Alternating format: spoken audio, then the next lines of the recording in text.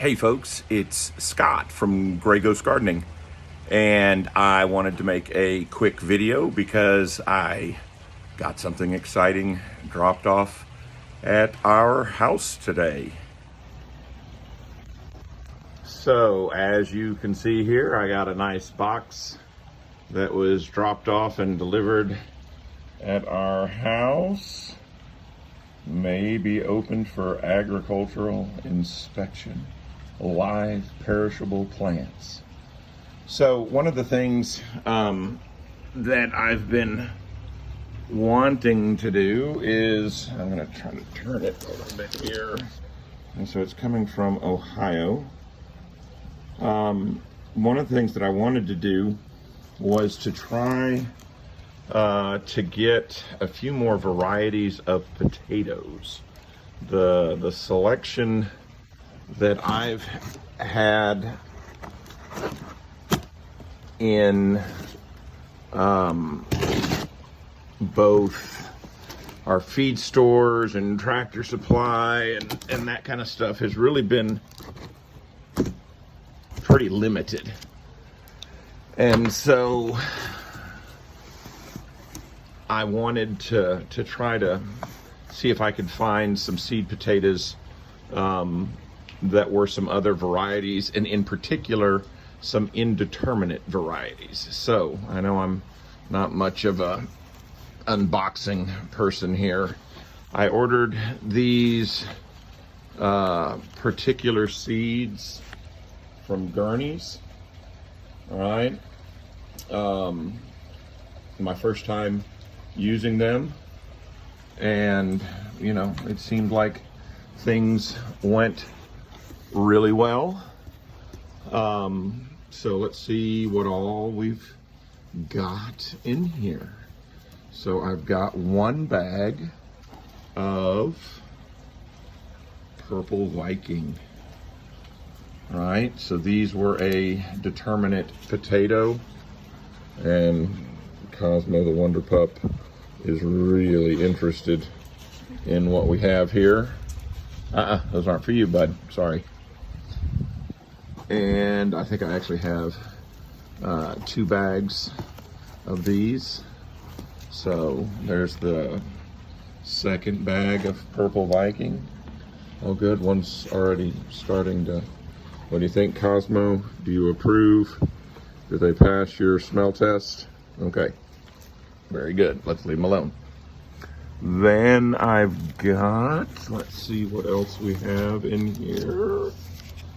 I have got some Russet Burbank potatoes. Again, this is an indeterminate variety, so this will take longer to grow. But these will be potatoes that I can hill and mound, and as they grow and develop, we'll get to do some things there with them. And then here I've got some red Pontiac.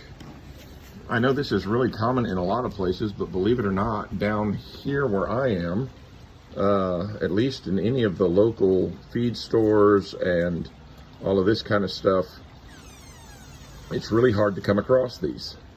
So I'm glad I found those, because I love those potatoes. I absolutely love red Pontiac. And then this is the one that I think I'm really looking forward to. German Butterballs. I've got 2 bags of those. And these are perfect little seed potatoes, and I'm going to be behind, and that's the only thing I'm worried about. Because now I've got to get these things chitted and ready to go in the garden, and try to do it as fast as I can do it, even though my experience usually when you try to do it fast, it ends up not working right. And then I've got a bag of Nicola. So we shall see how these all produce. I'm really anxious. Like I said, some of these you trying to do some research on these different varieties, and what will work down here and what won't work down here. So some of this is going to be just trial and error. What do you think, bud? Huh? I know you're hungry. I know. It's exciting. It's more stuff, more dirt to dig in. Okay? And then the other thing that I ordered to give them a whirl, I got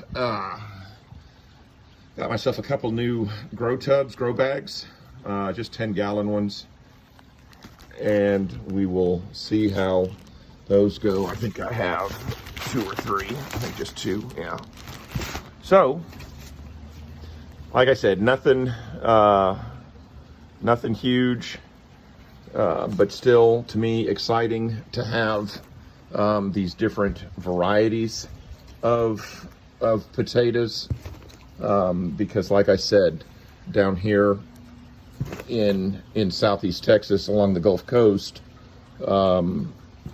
we just, at least I haven't found them anywhere. If they exist, I would love to hear about it. If somebody down here in this part of the world has a good local source for seed potatoes, boy, I would love to know.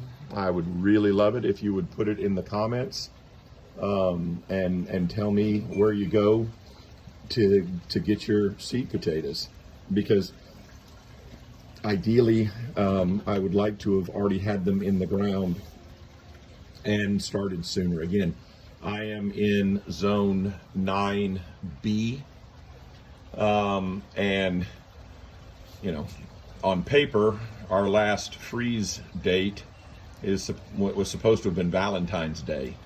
I am sitting outside right now in almost freezing weather,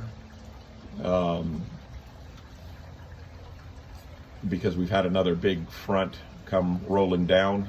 It is still February, so it's not like I've missed it that much, but still I've got to get these chitted and sprouted, and that's probably going to take at least a week in warmer conditions on a windowsill somewhere.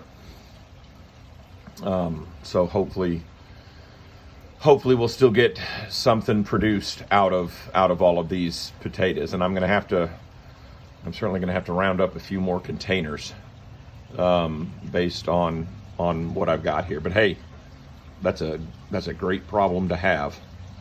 And then we'll see out of all of these if there's one that does clearly produce better down here in this part of the world, like I said, in Cypress, Texas. And then you keep working with that one. So anyways,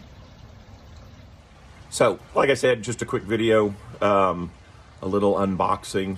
I know it's kind of silly to get excited over seed potatoes, but those kinds of things get me excited, especially when it's 34 degrees outside and really cold. Cold for Southeast Texas.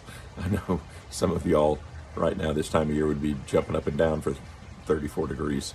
But for us down here, 34 is cold. Almost forgot to ask, would love for you to hit the like button, and would be really, really thrilled to death if you would consider subscribing, and follow me along as we put these potatoes in containers. Some of them will go in 5-gallon buckets. Some of them will go in my bigger grow tubs. And then we'll put some of them in these grow bags and see how that does.